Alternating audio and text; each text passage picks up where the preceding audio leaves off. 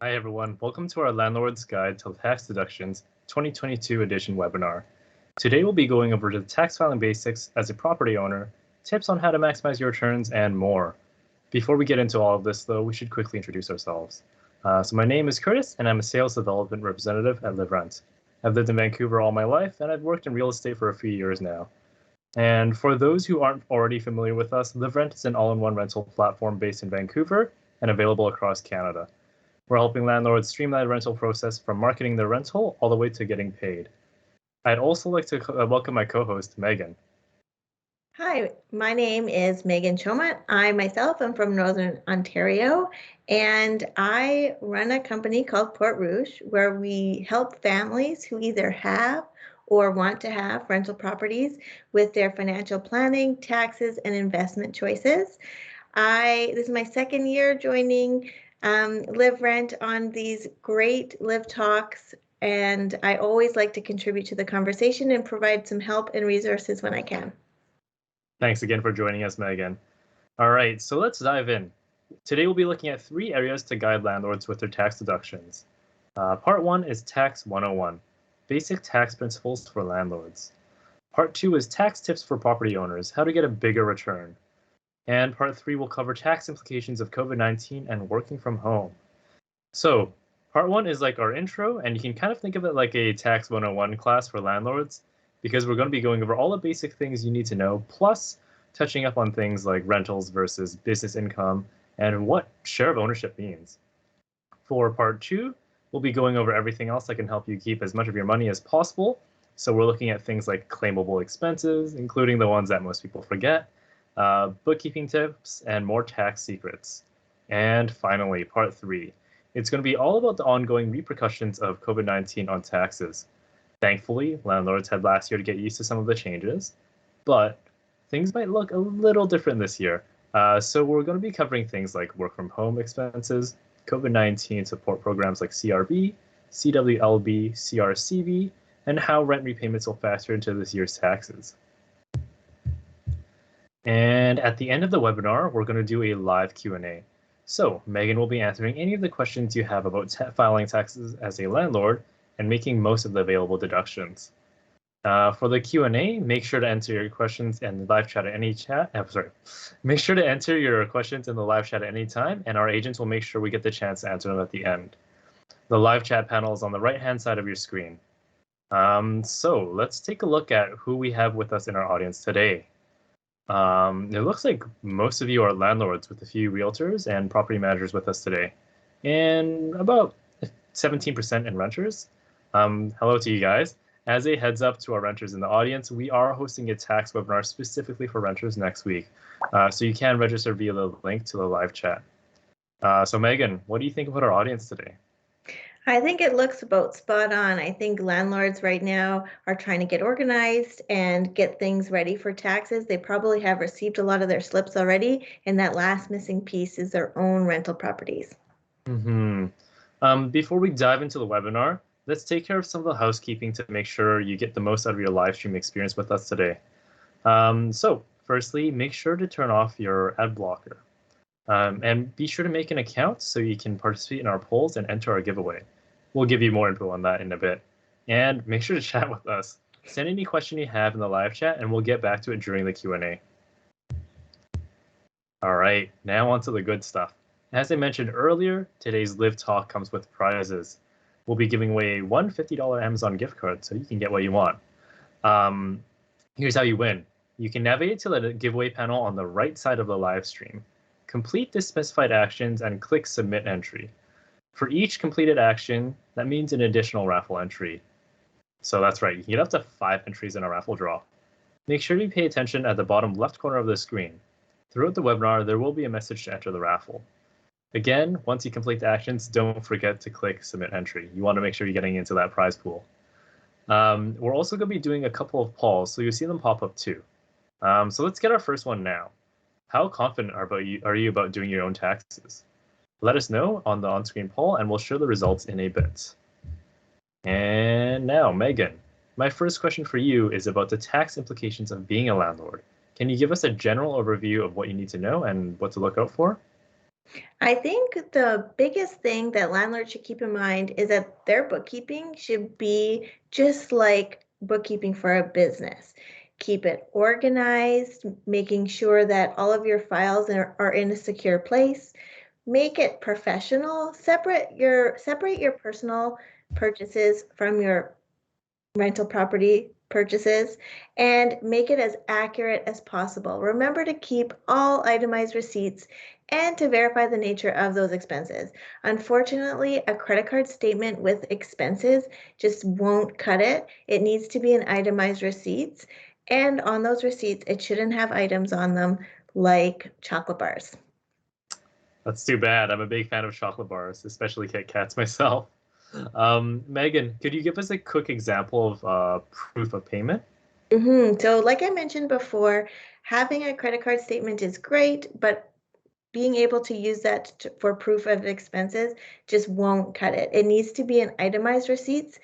And the best way to stay organized on this is to pay for all of your expenses from the same bank account and to save those receipts. It's a good idea to review these receipts each month as a part of your catch-up day. Tax season will definitely be a lot easier if you do. One thing that I see a lot of people do that I thought was a great tip was to make notes on the back of your receipt, maybe itemizing them by property or by category that they fall into. And of course, going digital is another great way to avoid the hassle of all of those paper receipts and the mailbox explosion. And I am seeing that on receipts, there's almost like an invisible ink now. So they only last a couple of weeks and then the ink starts to fade. And I know liv.rent can help with that. Thanks. It sounds way more complicated than just doing a personal tax return. So I'm curious about how landlords can declare the money they earn from the rental properties, and is it considered rental income or business income? And what's the difference between the two? That's a really good question, and it can get confusing. So it's important to distinguish between the two. So rental income is income that you receive from tenants where you provide basic services only. So this is where you give someone a place to live, and the majority of the people here, probably this is what it's going to apply to. You just rent space, and that's the relationship you have with those tenants. Business income, on the other hand, is where you not only have tenants living there, but you also might provide an additional service, something beyond the housing. So things like cleaning, security, meals. Think about it like business income is more like Airbnb or a bed and breakfast. Oh, gotcha. That makes sense. So what does the difference look like on the ground for landlords, and is there a different process or different forms involved? There are actually two different forms involved. So if you are um, doing long-term property rental, then the form is the T776, whereas income for things that are more business focused, like Airbnb or a bed and breakfast, that would be a form called the T2125, and at the top of it, it'll say Statement of Business Income. That's great. Thanks for letting us know. And I can't take notes right now while I'm talking to you, but we're going to have this posted on our YouTube channel after the event. So you can watch it back if you miss anything, or if you have to duck out of your webinar early to attend to your tenants. So let's check the results from our first poll now and just take the temperature to see how confident people are about doing their 2021 taxes. We're just coming up now, and it looks like most people know some and they want to know more. And the second top answer from the audience is they don't have any idea what they're doing, which is perfect because that's what we're here for. Okay, so my next question for you, Meghan, is about share of ownership. Can you talk a bit about that and what that means for people? So before you know how much rental income you need to declare, it's really important to identify your share ownership. So whether you're sole owner of the property or maybe a co-owner. If you're a sole owner, you're the only one who's responsible, you're the only one who purchased that property, you're going to claim 100% of the income and you're going to deduct 100% of the expenses that you incurred under your name.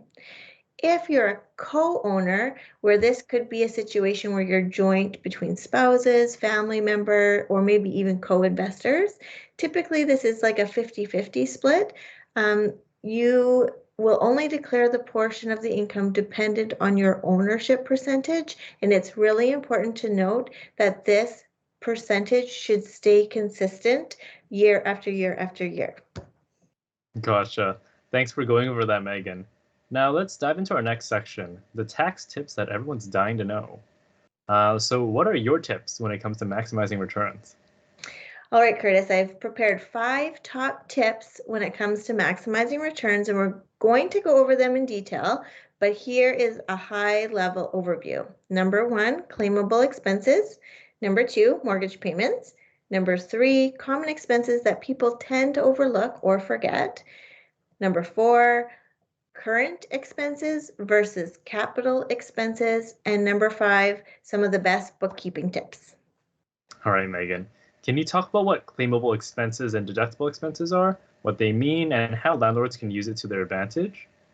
As rental property owners, you're able to claim the costs of certain expenses that help you manage the building. Things like insurance, interest, professional services, things like property management, office supplies, repairs and maintenance, and utilities. Ah, that makes sense. Then what about the mortgage payment? Is that deductible? The mortgage payment itself is not deductible, but you are eligible to claim any interest that you've incurred on the money that was borrowed to maintain that investment. Interest on things like your mortgage, a line of credit, or any other loan like a credit card that is specific to that investment property, you're eligible to claim the interest. Okay, so that makes sense. So not on the actual payment itself, but on the interest you can deduct, right? That's right. Okay, makes sense. And now that we've been talking about expenses, I want to know what are some secret or hidden expenses that people forget to claim that they're totally eligible for? In terms of taxes, the expenses that you're eligible to deduct are what I mentioned before, the costs that you incur to maintain the property. So if you're forgetting any of those, insurance, interest, property management, repairs and maintenance, any of those, don't. But from an investment analysis and financial planning perspective, the most common costs that investors forget to include when they're looking at properties and their profitability are things like vacancy, property management fees, or services fees, or capital expenditures. That makes so much sense. And can you explain capital expenditures for someone who's never heard the term before, and how capital expenses are different from current expenses? A lot of people are getting these two mixed up. So it's current expenses and capital expenses. Current expenses are expenses that keeps your property maintained. Those are the expenses that you can deduct from your tax return that I mentioned before. They keep your property current. The other type of cost are capital costs. These are expenses that you incur to provide a lasting benefit or advantage. They add considerable value to your property. Repairs made in anticipation of a sale or as a condition of a sale, those would be capital costs, or to extend the useful life of your property or improve it beyond its original condition. Some of the ways you might think about it is if your refrigerator breaks, to fix it is a current expense, but to replace it is a capital expense. So think about it like big jobs are capital. They get added to the value of your home, not deducted from your tax return. Thanks so much. That makes sense. It sounds like you get that question a lot. Probably tired of it. And before we move on, I know we've covered a lot today from different form names, information on deductions, and expenses. To help guide you through all of this, we've made a handy guide to tax deductions for landlords that you can download so you don't forget anything when it comes time to file. Download the guide through the link in the live chat and on the on-screen pop-up. Okay, so my next question before we move on to the next sections is about losses. How can you claim a loss, like if your rental expenses were more than your rental income for 2021? Yeah, losses happen. And when you fill out your T776 or the statement of rental income on your tax return, by filling out the different components, it's actually going to calculate the loss for you if that's what's happening. Now, obviously, if your investment property is losing money, it may not have been a good investment. The CRA will typically recognize this if it's happening year after year after year, and may ask some questions regarding your intent with the property, the investment nature of it, as well as confirmation of the costs from receipts. There are plenty of situations where a rental property doesn't make money for whatever the reason may be, but you will need to provide documentation to confirm that this is the case. The loss will be taken off of your total personal income. Okay, great. That's really helpful for anyone in our audience who's a new landlord or had a lot of work done to their properties last year. Yeah, so before we move on, I'm curious to hear about bookkeeping and how people can hack bookkeeping to make tax season go way easier. My biggest bookkeeping tip is always to stick to one method. So for example, one system, stick to digital or paper. I find that if you try using a hybrid where some things are digital and some things are paper, you still don't really know where anything is. Stick to one email address. This could be one per property or one per group of properties, but get it out of your personal account. Maybe set something up like 123 King Street at email.com so that you can have receipts sent there. You can have different subscriptions all in the same email, or even connecting with tenants. Mark one catch-up day a month where you're able to just make sure that you are claiming and collecting all of your tax payment or your rent payments and paid for all of your expenses and all the things that you're responsible for. And if you need a checklist or a template, you're more than welcome to DM me. I have lots of resources for you. That makes so much sense. And I can totally see why you wanted to join us today for a webinar, because we're kind of thinking alike. Using just one method to keep everything organized and in one place is so valuable, especially for busy landlords and property managers who have a lot of stuff on their plate. Liv.rent has the same approach. So we've made solutions for every step of the rental process, and it's 100% contactless and paperless. So for example, instead of checking emails, texts, and voicemails, you can keep all your communications between you and your tenants in the app. So our chat timeline features where you can send contracts assigned as well. So those are saved for you securely, and you don't have to print, file, and chase down those lost emails. We've seen a lot of property managers love these features because it helps them save time by keeping organized and having everything in the app ready to go for them. We even allow users to collect and pay rent on the platform, and you can access payment statements right within your landlord dashboard, which will definitely save you a lot of time during tax season. For anyone interested in learning more, you can visit our latest blog article via the link in the live chat. Okay, so you can use liv.rent just to list your properties if you want, but you can also bring your entire rental process on board, just like Meghan's one method for bookkeeping, and it makes things so much easier. Meghan, do you think that some of your clients could use liv.rent to help them stay organized? Absolutely. I love the idea, like you mentioned, of having everything all in one place, all your documents, especially for when tax season comes around. It's just so much more predictable. One of the biggest problems I see landlords face is not being able to track their rent payments or losing proof of their income throughout the year when they have too many things going on. It's awesome that liv.rent lets them collect rent and store receipts digitally. I think that it just helps people keep organized one place at a time.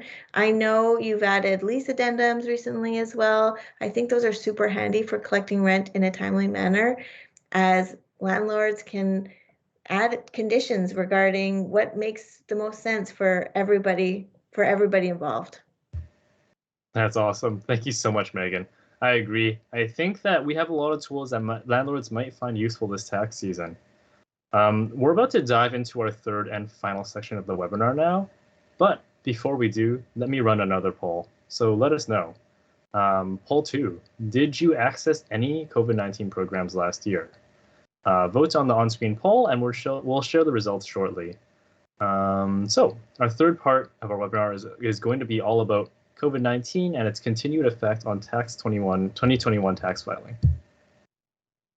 Megan, can you give us a quick overview of what COVID-19 has meant for landlords in 2021 and the implications for their tax returns? I know we had last year to get used to these changes, but is there anything new this year? Well, to start, the 2021 tax year includes new dates for filing. So the April 30th deadline has been pushed back to May 2nd because it falls on a weekend. So if you personally own a rental property, May 2nd is the date to look out for. Ah, gotcha. The bonus 2 days on the weekend. And with COVID-19 as continued economic implications, renewed lockdown measures had many people out of work again in 2021. So if a tenant received rent subsidies or deferred rent due to COVID-19, how do those benefits and repayments factor into this year's taxes? So if your tenant couldn't or just didn't pay rent in 2020, it was reflected in your income for that year of tax filing. For 2021, though, landlords and tenants should have figured out a repayment plan for any missed rent. So even though you didn't report these missed payments as income for your 2020 tax filing, any repaid amount will need to be applied for this upcoming year. Gotcha. Um, I was wondering also how you can claim a loss, like if your rental expenses were more than your rental income for 2021. How do you claim that on your taxes? Yeah, so rental losses happen. So when you fill out the form, the T776, the CRA will automatically calculate that loss for you, and it will be taken off your total income. And it's important to note too that any paralegal fees and operating expenses are going to be a part of that loss. And this can get very technical. So if you're looking for some help or advice on this, please feel free to reach out to me. Yeah, Megan is definitely a good resource for this. So, Megan, how are these programs going to affect taxes this year? Just like last year, we've got CRB and EI to think about last year, as well as new benefits like the CRSB. So when all these benefits were originally launched in 2020, the programs were just designed to get into the hands of Canadians who needed them the most, and taxes were not a top of mind concern. So this year, we've learned from our previous mistakes, and taxes have been taken off this time. However, the new relief programs, the tax withholding is 10%. So if you're in a tax bracket that is higher than 10%, there may be some tax owing on your part this upcoming year. There are so many more new and expanded benefit programs like the Canada Recovery Caregiver Benefit, the Recovery Sickness Benefit, as well as the Worker Lockdown. And in addition to the benefits, there still was CRB and EI, which all continued in 2021. And if you have received any of these benefits, you should receive a tax slip for filing purposes. Yeah, that's crazy. There's been so many different programs since the start of the pandemic that we really haven't seen before. I don't know. I personally have had a really hard time keeping track of all of the different acronyms, and I'm impressed that you remember all of them. Yeah, so if you have any questions, please let us know in the live chat. We're going to try to come back to as many questions as we can at the end of our webinar. I like to keep things positive whenever I can, and I know that COVID-19 has brought challenges, but I also like to think that it's brought some opportunities. Are there any new credits or deductions that landlords can take advantage of this year, and how would they go about doing that? So there is a benefit. It's not new, but it has been changed a little bit, and that is the work from home tax deduction that does apply to this year's tax season again, except for they've boosted it from the $400 from last year to the $500 or $2 a day for the simplified process. And I'm happy to dive a bit deeper into that. For sure.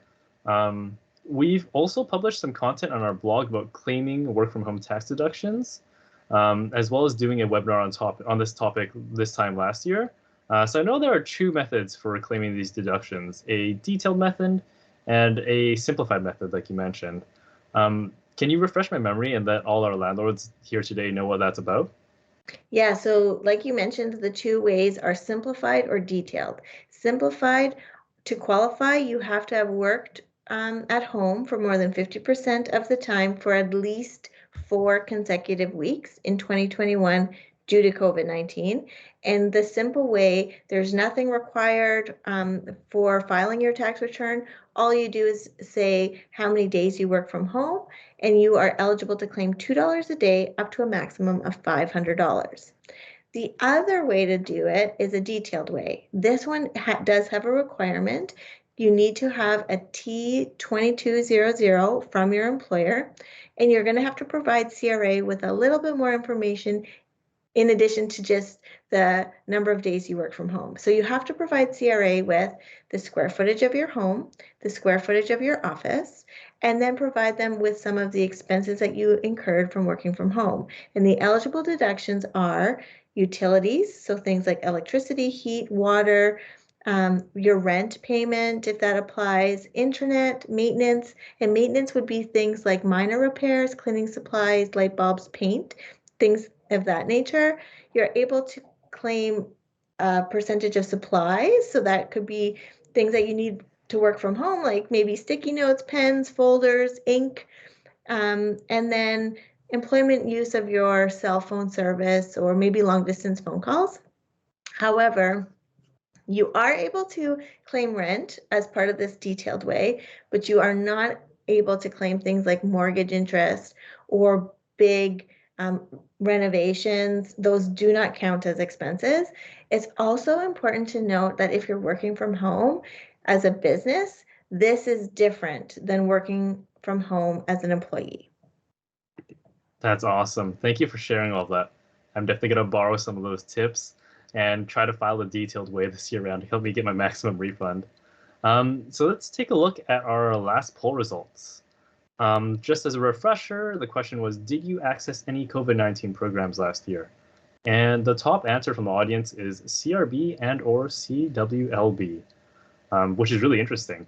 And the second top answer from the audience is others, they didn't claim any COVID programs. So that's pretty interesting. Yeah, I actually didn't think that most people didn't claim any programs, but that's the second highest answer for us.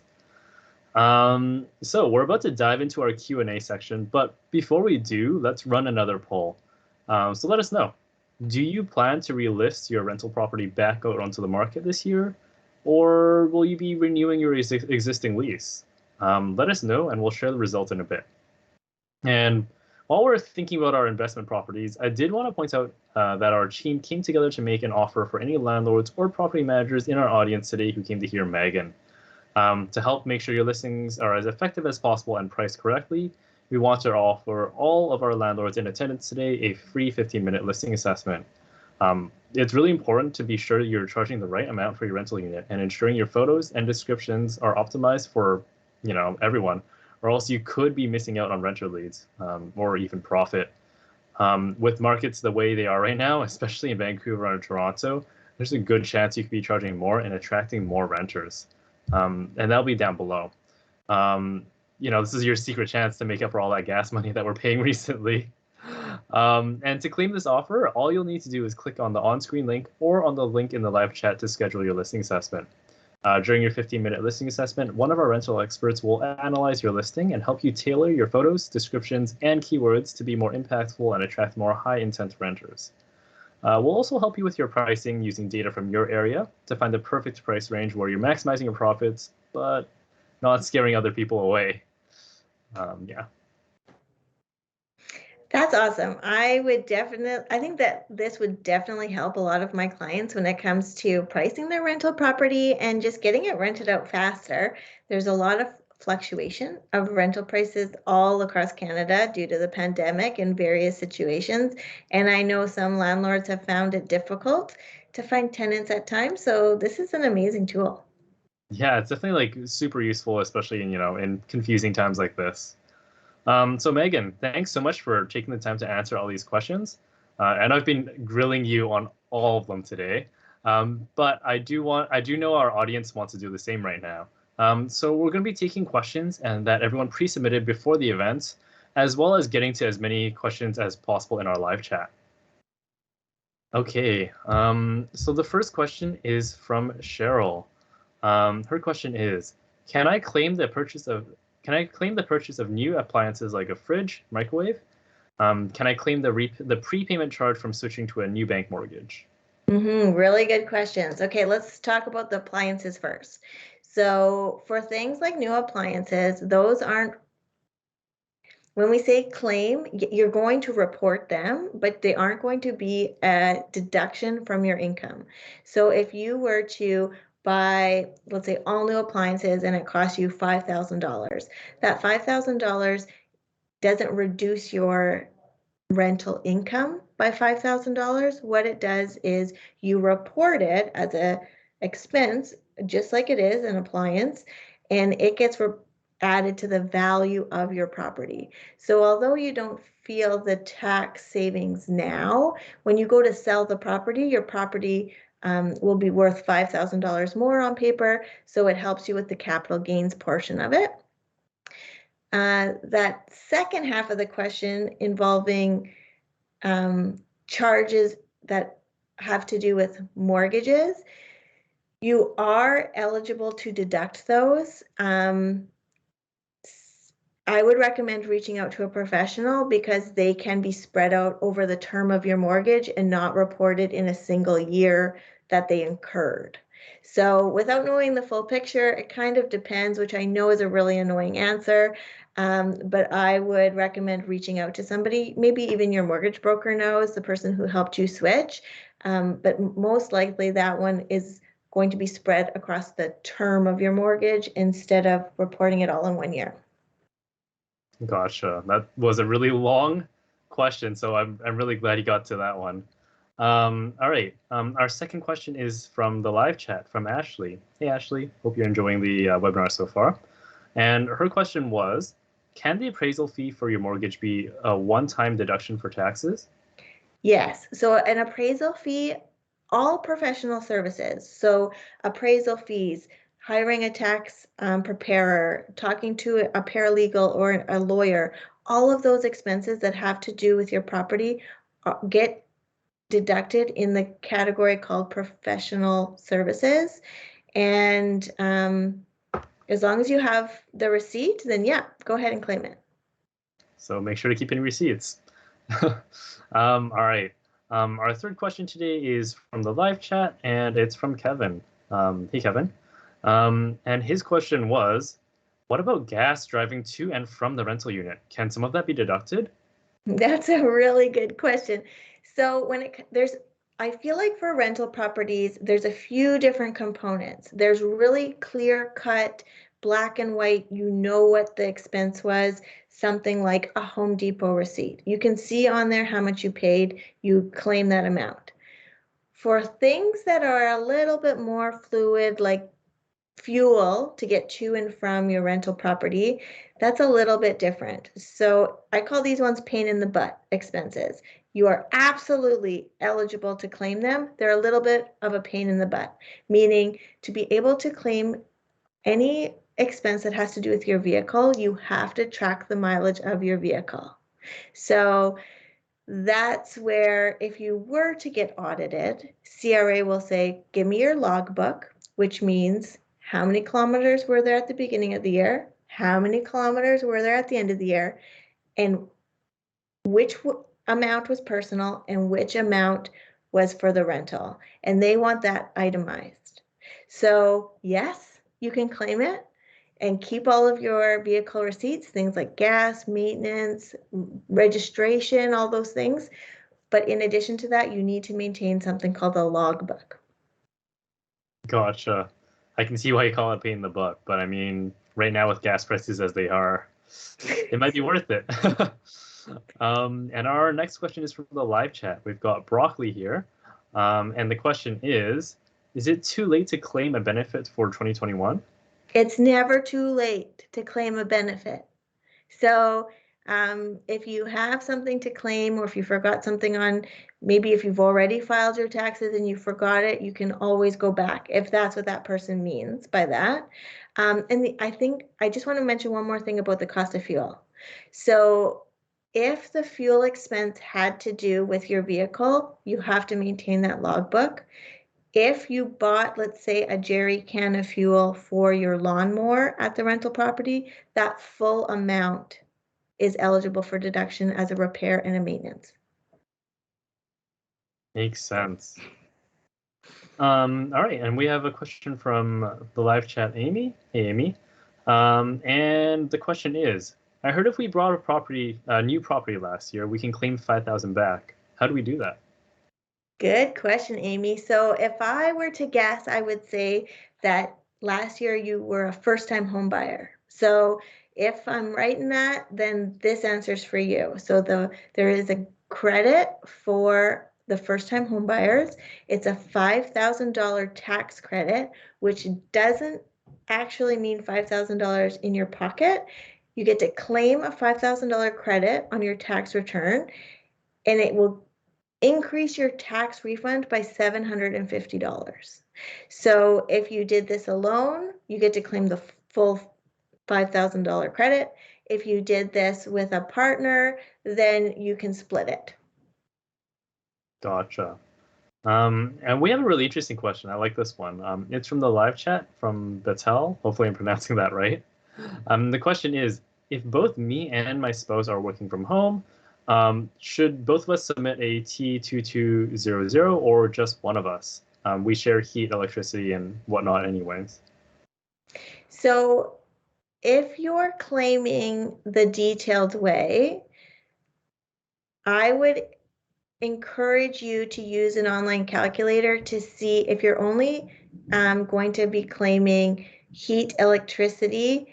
Even if you were to each claim it, it may still be more beneficial for you to do the $2 a day, because I don't see rent in there. So if you just forgot to put rent in there, what I would say is you divide the cost in half, because you're essentially double dipping. You didn't pay $200 in heat. You each paid $100 into the $200, if that makes sense. That makes sense. And our next question is from the live chat. It's from Eric. Hey, Eric. And the question is, I've just sold one of my rental properties and I'll be hit with capital gains with COVID and no rent increases. I felt the rent was no longer able to cover my expense. Sorry, hold on. Let me reread that. So yeah, they've just sold the property and they'll be hit with capital gains with COVID. And with no rent increases, they felt that the rent was no longer able to cover their expense. So maybe it was a good investment move on your part if it was not profitable to you year after year. Maybe you were having to subsidize some of those costs of maintaining that property. So I understand that. For capital gains, yes, you're going to be hit with capital gains, but if you're hit with capital gains, it means you made money. So, I mean, that's one way to look at it. There are some tax strategies for other people to take advantage of, because unfortunately the RSP deadline has moved for you, but there are some strategies in terms of reducing that capital gain where you can leverage. If you're under the age of 71, you can leverage some opportunities like RSPs. But if you sold a property and made money, you do have to pay tax on that money. If you need help with that, please reach out to a professional. Makes sense. It sounds like it can get really complicated. So we have another question from the live chat. I don't know how to pronounce this name and I don't want to butcher it. It's AHJM. And the question is, I bought a property in November and incurred capital costs, but no tenant in the calendar year. Is it problematic to prove the emptiness for a rental property? I don't think I understand the question, but if I walk through it with you, you bought a property in November. Let's say it cost you $100,000. I'm just using simple numbers. You declare on your tax return that you bought a property, whatever the statement of adjustment said on the lawyer's document. You report that, because that will not only include the $100,000 that you paid for the property, but also the legal expenses, because that's a capital cost that you can add to the value of your home. Then you didn't have any income. You had the expenses. So you're going to have $0 for income. You're going to have the capital cost, which you're going to report as you bought a property, and then all the expenses. So you'll probably be at an income loss for 2021 of 2 months of the year, and that is totally fine. And because you're reporting that on a 776 form, CRA knows that it is a rental property. You don't need to prove that it's a rental property. They know by you reporting the purchase and reporting the expenses that came out of your own pocket that that's what it is. Gotcha. And the next question is from the live chat from Jenny. Hey, Jenny. And the question is, when and how should you increase your rent based on other taxes? Well, Jenny, I don't know. This is gonna depend on province to province, unfortunately, because each province has different rules about increasing rent. Some you're able to do that whenever you want on tenant change, and others that is not an opportunity for you. So that's more of a legal question than a tax question. Yeah. Yeah, it's kind of complicated. And while we can't really give you legal advice on that, I know some provinces have a set percentage you can increase and, that kind of stuff. Or you can also book a listing assessment with us to see if we can, get your price changed. But that would have to depend on the restrictions, and you'd have to keep those in mind. And our next question is in the live chat from Vivian. Hey, Vivian. And the question is, am I correct to point out that you have to continue renting out your property to your current tenant and cannot kick them out unless you are using the property for yourself? Oh, Vivian, that's another good question, but maybe not for me because I'm not super current on the tenant strategy there. I am more of the financial lens. So, Curtis? Yeah. So you can actually boot them out. You still have to give them advance warning. But you need to give notice. So if you're selling the property, if you're doing renovations, or even if your family members are moving in, certain provinces have restrictions for that. You'd have to check for your the relevant province to see what make the most sense. But there are reasons that you can't kick them out. You don't. I would make sure to give notice for sure, 100%, and secondly, make sure your reason is a valid reason. And the next question is in the live chat from James. Can a self-employed person claim work from home expenses? If the property is owned by the husband and the expenses are paid by the husband, mortgage, interest, etc., can the wife claim work from home expenses?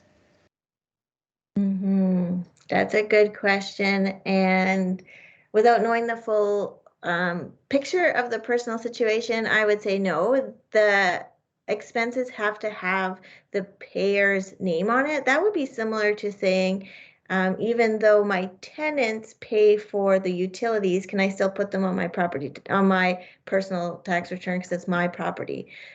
Well, that's not really how it works. Yes, you do live there, but if they're paid by somebody else and someone else's name is on the invoice or receipt, then it's very likely that they're not a benefit you're entitled to.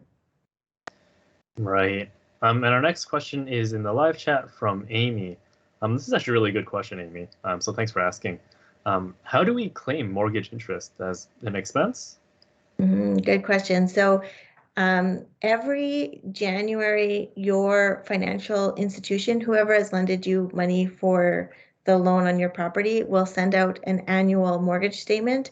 On that mortgage statement, they're going to tell you your starting balance, your ending balance, the total amount of payments, and the total amount of interest paid for that year. So that's where you're going to find the actual number of the interest, because it actually differs every time you make a mortgage payment. It doesn't stay consistent. The whole intention is for you to be making more of the principal payment and less of an interest payment the more payments you make. So you're going to find the number on that statement that you got in January, and on the statement of rental income for CRA, there's a line item just for interest, and that's where you're going to put it. Gotcha. And our next question is from Kevin. Thanks for asking the question, Kevin. And the question is, are there any additional expenses that can be deducted if a rental property is sold during the year? Like, for example, realtor or lawyer fees? Yeah. So if your property is sold and you incurred expenses to sell that property, even just fixing it up, realtor fees, the legal fees, transaction fees, the title change fee, all of those fees are added to the statement of sale as your capital gain or capital loss. So save all the paper, save all the documents to make sure that you aren't leaving any money on the table. Makes sense. Our next question is from the live chat from Warren. Hey, Warren. And Warren's question is actually quite interesting. I think it goes through a lot of the stuff we talked about. If there is damage to the rental property and a contractor was hired to fix it and some upgrades were done at the same time, is that all capital expense, despite the fact that it was originally because of damage? Really good question.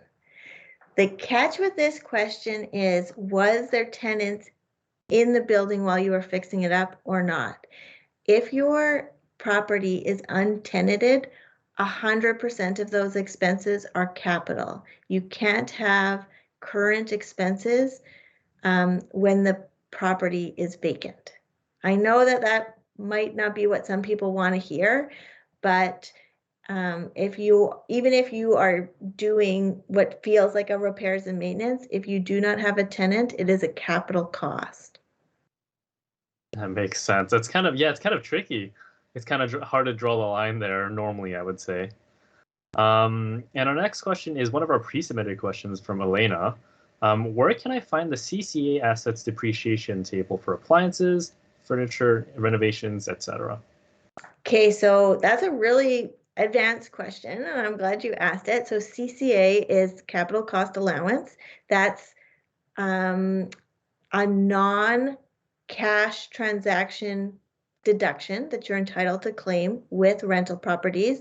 So it's like an expense you're able to deduct that didn't actually involve you spending money. The catch with claiming depreciation is you can claim it, but when you go to sell the property, you pay tax on it then. So it's more of a tax deferral strategy than a tax saving strategy. Where you can find all the information for the capital cost allowance information is actually right at the bottom of your the statement is called a T776, the statement of rental income, and it's right at the bottom. And so there'll be a spot for the actual building. There's a spot for land because land doesn't appreciate. And then there's a spot for things like she mentioned, appliances, furniture, tools, because each of those different types of assets have different percentages of depreciation. Makes sense. And speaking of the T776, we have our next question from Amy in the live chat. And she's asking, where do we claim all the professional services fee? In the T776 or somewhere else? Yeah, so if you were to look up the T776, you'll see a whole block of expenses, and professional fees are right in the middle.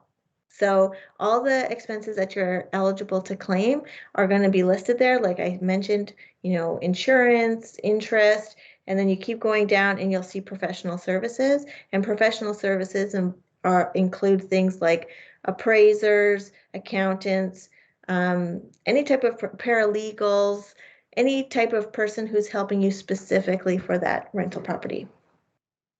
That makes sense. And this next question actually goes pretty much hand in hand with that one. It's from the live chat from Betty. Hey, Betty. And the question is, can we also claim the house inspection fee when we purchase the place as well as the lawyer fee? Yeah, good question. So when you are purchasing a property, the lawyer fee will be on the statement of adjustments that you get, and you'll be reporting that as you purchase the property on your tax return in the year that you bought it. The home inspection fee can also be added to the value of your property because you did that before there were tenants in. It was a cost to incur to acquire the property. So that gets added to the value of your property. That makes sense. And our next question is one of our pre-submitted questions from Tracy.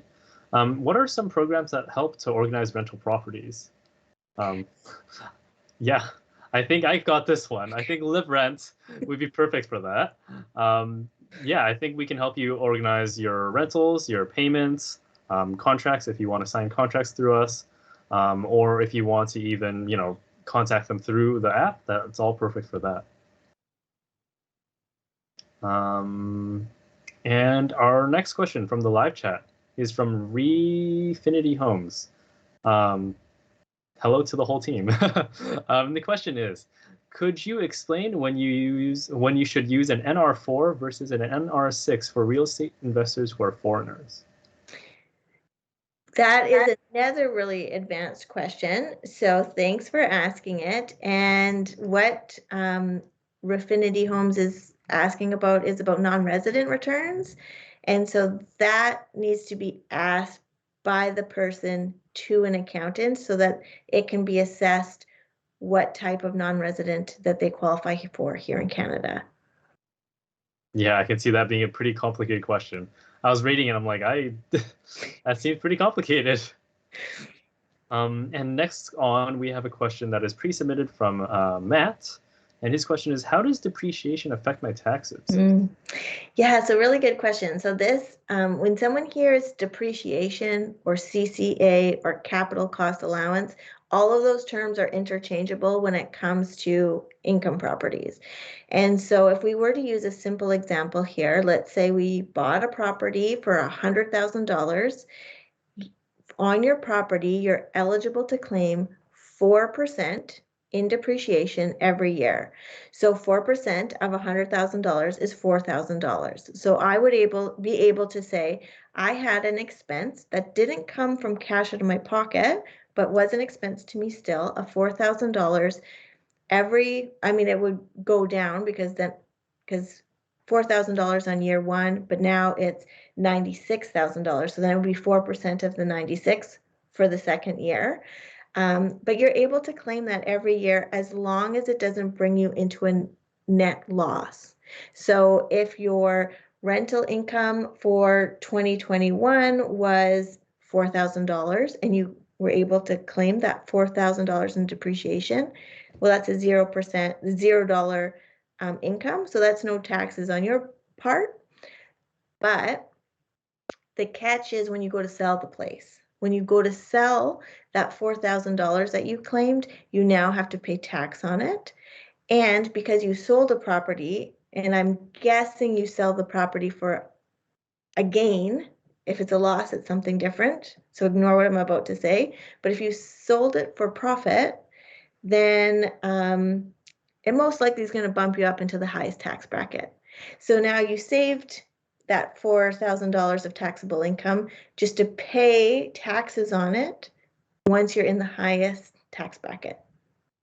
So that's a really advanced tax strategy that I would definitely recommend reaching out to a professional and asking that question, should I be claiming it or should I not? And I think that depends. But depreciation 100% affects not only today's tax return, but your future tax returns. Wow, I didn't realize that actually. That's pretty crazy. Our next question is from the live chat, and it looks like this person is using our one method. It's from rent at 7798. And the question is, can we claim insurance deductible when a landlord needs to fix a damage caused by tenants? Yes. The simple Nice answer. and easy. Yes, you can claim your deductible, 100%. Perfect. And then we have another question in the live chat from JW. Hey GW.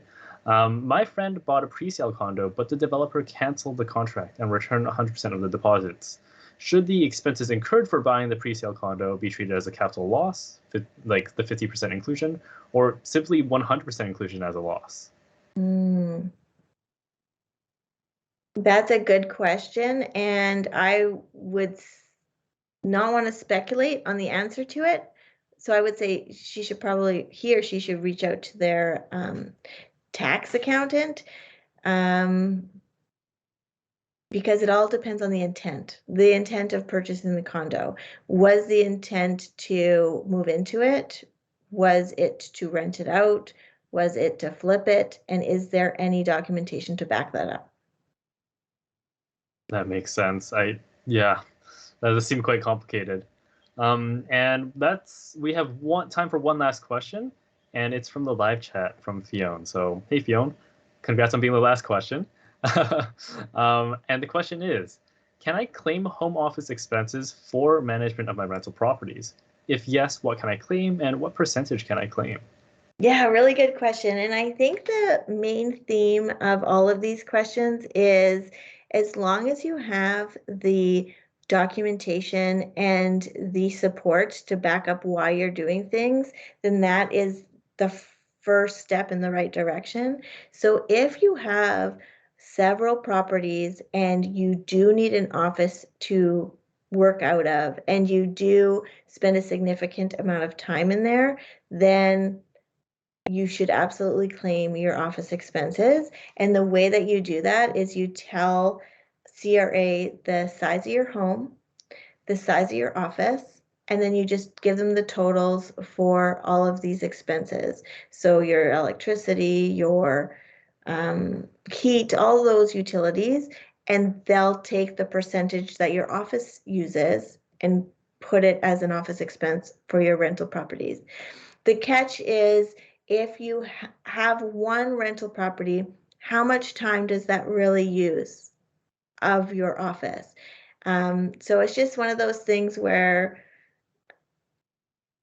you have to support your actions with actual data and just have some things to back up why you're claiming what you're claiming.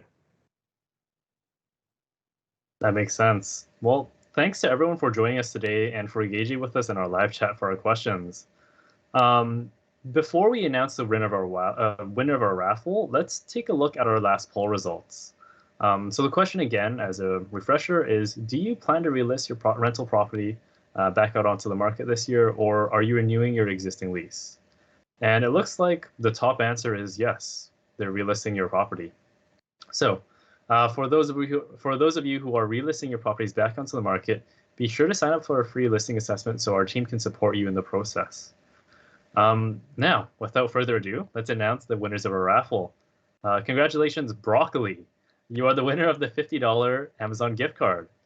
Our team will reach out to you via email on how to claim your prize. Broccoli. I'm not sure if that's your real name, but that's a good one. So thank you so much, Meghan, for joining us this year for this year's liv.talk webinar on taxes for landlords. We'd love to have you back again this time next year. But in the meantime, please let the audience know where they can find you. Absolutely, and thank you so much again for having me. I love to be able to contribute to the conversation and provide some insight. I hope everyone found it helpful instead of confusing. You can actually find me on Instagram. I'm the only Meghan CFP that I know of on there. So if you just type that in, or on Facebook, my business Facebook is Port Rouge. You can connect with me also on my website, portrouge.co. If you're looking for tax filing services, my team and I are here to help. You can connect with us before the deadline on any social platform or my website. All the links will be available in the live chat and on screen. Perfect. That's amazing. Thank you again. And make sure to subscribe to us if you haven't already, as we'll be hosting more live stream events in the future with more prizes. That's all for now. We'll see you at our next liv.talk webinar. Bye for now.